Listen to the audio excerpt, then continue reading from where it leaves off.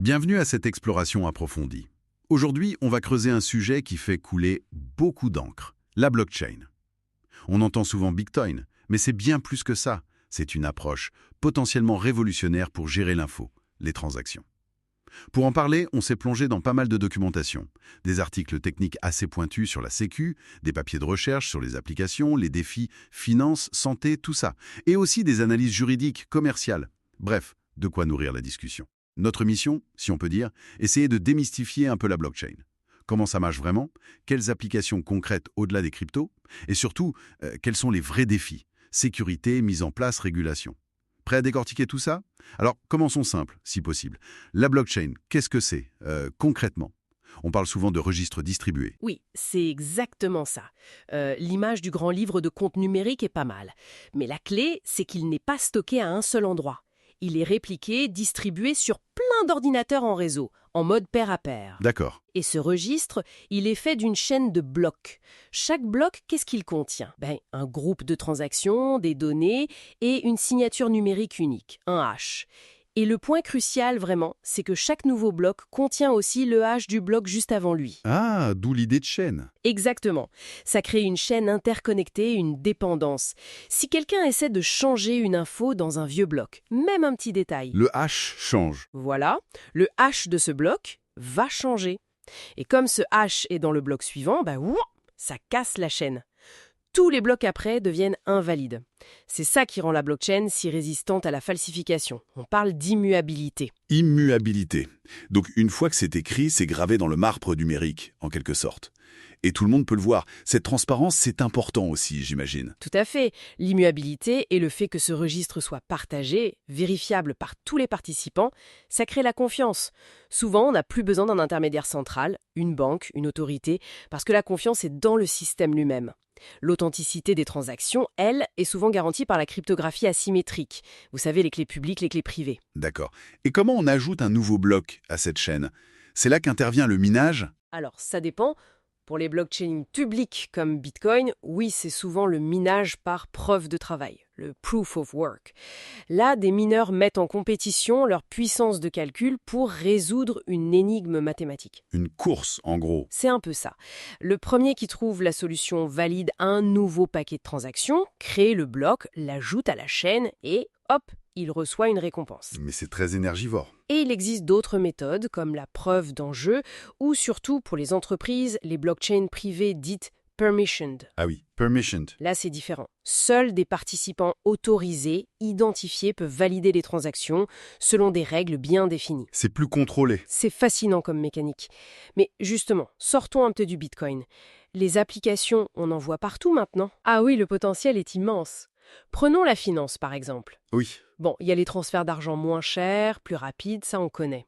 Mais on explore aussi le reporting financier en temps réel. Imaginez, les états financiers mis à jour instantanément, de manière vérifiable par tous les acteurs concernés. Ça changerait pas mal de choses. Carrément. Une étude de Deloitte citait que près de 80% des directeurs financiers admettaient lisser un peu les chiffres en fin de trimestre pour coller aux attentes. Avec une blockchain transparente, ce serait beaucoup plus difficile. Ça pourrait aussi révolutionner l'audit, une technologie auto-auditante en quelque sorte. Intéressant. Et dans un tout autre domaine, la santé. Les dossiers médicaux, c'est sensible. C'est un cas d'usage majeur, oui. La blockchain pourrait permettre de gérer les dossiers de santé de façon plus sécurisée, plus interopérable. Le patient aurait plus de contrôle sur qui accède à quoi. Donner le contrôle au patient. Exactement. Et on voit aussi des pistes pour vérifier les diplômes du personnel médical, sécuriser les données de suivi à distance ou garantir l'intégrité de la chaîne d'approvisionnement des médicaments. Ah oui, la lutte contre les faux médicaments. C'est un enjeu énorme et la traçabilité offerte par la blockchain est très prometteuse là-dessus. Et si on regarde encore ailleurs, d'autres exemples frappants? La chaîne d'approvisionnement en général, la supply chain, pour tracer des produits alimentaires, de l'origine à l'assiette, ou des pièces d'avion pour être sûr de leur authenticité. Ça amène beaucoup de transparence. Transparence, encore. Oui, Ou dans l'énergie, les réseaux intelligents, les smart grids, faciliter l'échange d'énergie renouvelable entre particuliers, gérer les certificats verts. Il y a des boîtes comme Power Ledger en Australie qui font ça. Et même les services publics s'y mettent. Ah bon? Oui, pour gérer des registres, le cadastre en Suède, le registre des entreprises en Estonie, rendre les appels d'offres plus transparents au Japon ou aux USA, ou automatiser le versement de certaines aides au Royaume-Uni. C'est très varié. Et au milieu de tout ça, on entend parler des smart contracts, les contrats intelligents. C'est quoi exactement ce truc? C'est un contrat au sens juridique? Alors attention, c'est un point clé et une source de confusion fréquente.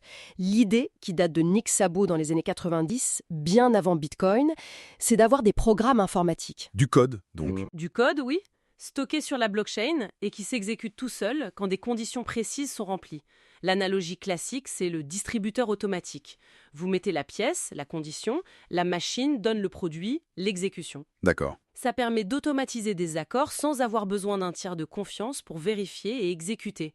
Par exemple, un paiement qui part automatiquement quand la livraison est confirmée sur la blockchain.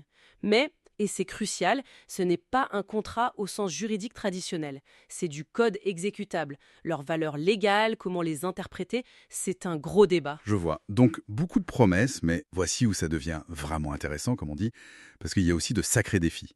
La sécurité, par exemple. On lit partout « blockchain égale inviolable ». Mais c'est un peu rapide, non? Ah oui, c'est une simplification excessive, voire dangereuse.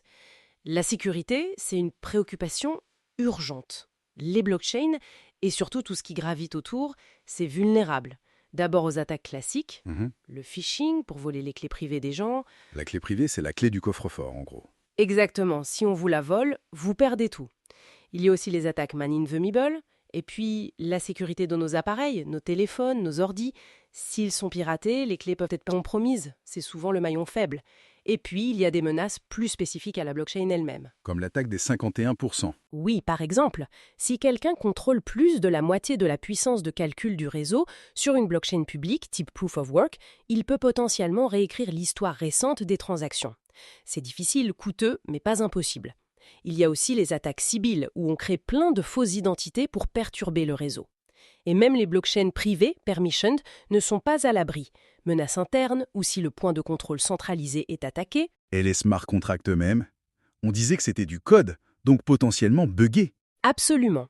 Et c'est une source majeure de problèmes. Des erreurs dans le code d'un smart contract peuvent être exploitées. L'affaire Poly Network en 2021, c'est tristement célèbre. Plus de 600 millions de dollars envolés à cause de failles dans le code des contrats. Ah oui, quand même, hein. Cible potentielle. D'accord. Alors, face à tous ces risques, qu'est-ce qu'on peut faire? Quelles sont les bonnes pratiques pour essayer de sécuriser tout ça? Il n'y a pas de baguette magique, c'est une approche multicouche. D'abord, un chiffrement solide, des mécanismes de consensus qui ont fait leurs preuves, ensuite une gestion très stricte des identités et des accès, l'IAM, surtout pour les blockchains d'entreprise. On peut intégrer ça avec des solutions comme Okta, Azure AD. Ok. Utiliser des portefeuilles multisignatures, ça aide beaucoup. Il faut plusieurs clés pour valider une transaction, ça complique la tâche des voleurs. Plusieurs validations. C'est ça. Après, bien sûr, des audits de sécurité réguliers, des tests d'intrusion, adopter une approche Zero Trust, ne faire confiance à personne par défaut, tout vérifier, des outils comme ceux de Norlayer avec le filtrage d'IP, l'authentification multifacteur MFA, ça va dans ce sens, et ne jamais oublier la formation des utilisateurs. Le facteur humain reste crucial. Beaucoup de choses à mettre en place pour la sécurité. Mais ce n'est pas le seul obstacle aussi. J'ai lu des choses sur la scalabilité. Oui, la scalabilité, c'est un gros mot dans le monde de la blockchain. C'est la capacité à traiter beaucoup de transactions par seconde. Certaines blockchains, surtout les plus anciennes, sont très limitées. Quelques transactions par seconde, c'est loin de ce qu'il faudrait pour Visa ou Mastercard, par exemple. Donc, pas adapté pour des applications de masse pour l'instant? Pour beaucoup d'applications, non. Il y a aussi la latence, le temps qu'il faut pour qu'une transaction soit confirmée définitivement. Ça peut être long. La consommation énergétique, on en a parlé, pour le Proof of Work, c'est un vrai sujet. Et stocker de très grandes quantités de données directement sur la chaîne, c'est aussi un défi technique et économique. Et au-delà de la technique pure? Il y a les défis opérationnels, économiques. L'intégration avec les systèmes informatiques existants dans les entreprises, c'est souvent complexe, coûteux. L'inertie des systèmes en place. Voilà. Et puis, il y a une vraie pénurie de talent. Trouver des développeurs, des architectes, des experts en sécurité qui maîtrisent vraiment la blockchain, c'est difficile. Sans parler de la résistance au changement dans les organisations et de la difficulté à prouver rapidement un retour sur investissement clair. C'est vrai que ça demande un investissement initial souvent important. Et pour finir, le juridique et la réglementation. Là, ça semble être un sacré chantier. Oh là oui. C'est un domaine en pleine ébullition et plein d'incertitudes. Le statut légal de ces nouvelles organisations, les DAO par exemple, c'est quoi? Qui est responsable s'il y a un problème? C'est flou. Et la valeur légale des smart contracts. C'est une question centrale. Comment un juge interprète du code? Est-ce que ça remplace un contrat papier? Le droit des contrats traditionnels doit s'adapter? C'est pour ça qu'il est conseillé d'inclure des clauses claires pour gérer les litiges. La réglementation, elle, essaie de suivre, mais c'est compliqué. Que ce soit pour la finance, la santé ou même la protection des données. Le RGPD, par exemple, avec le droit à l'oubli sur une chaîne immutable. Exactement. C'est un casse-tête. Comment concilier les deux? Et puis, quelle loi s'applique quand on a un réseau mondial? Quelle est la juridiction compétente? Et enfin, qui est responsable si la plateforme elle-même a un bug, une défaillance? Toutes ces questions sont encore largement ouvertes. D'accord. Bon, si on essaie de rassembler tout ça, on a d'un côté une technologie vraiment fascinante. Immuabilité, transparence, décentralisation, avec des promesses d'efficacité, de sécurité, de confiance renouvelée dans plein de secteurs. C'est tout à fait ça. Le potentiel est là, indéniablement. Mais il faut être lucide. L'adoption à grande échelle se heurte encore à de sérieux obstacles. Technique d'abord, la scalabilité, la sécurité qui est complexe, économique et organisationnelle ensuite. Et surtout ce cadre juridique et réglementaire qui est encore très mouvement, très incertain. Il faut vraiment faire la part des choses entre la technologie elle-même et ses applications, comme les crypto-monnaies qui sont juste un cas d'usage très médiatisé. L'avenir dépendra de notre capacité collective à lever ces freins. C'est qu'une technologie qui a besoin de temps, clairement. Certaines estimations parlent de 5 à 10 ans pour une adoption courante, par exemple dans la finance. Alors, qu'est-ce qu'on retient au final de cette exploration? Que la blockchain, ce n'est pas une solution miracle à tous les problèmes. Non, loin de là. Mais c'est une infrastructure technologique puissante, une nouvelle brique. Sa vraie valeur, on la verra sans doute quand les défis techniques seront mieux maîtrisés et que le cadre légal apportera plus de clarté et de sécurité. Tout à fait. Et peut-être une dernière pensée pour la route. Oui, Si la blockchain tient vraiment ses promesses d'immuabilité, de transparence radicale, distribuée, comment ça pourrait transformer la confiance en vrai? Pas juste entre entreprises, mais entre nous tous, dans la société. Quelles seraient les conséquences, peut-être même imprévues, d'un monde où on délègue de plus en plus la confiance à la technologie elle-même, à des algorithmes? voilà une question profonde pour conclure. Notre analyse détaillée de la blockchain s'achève ici pour aujourd'hui. Merci de nous avoir suivis.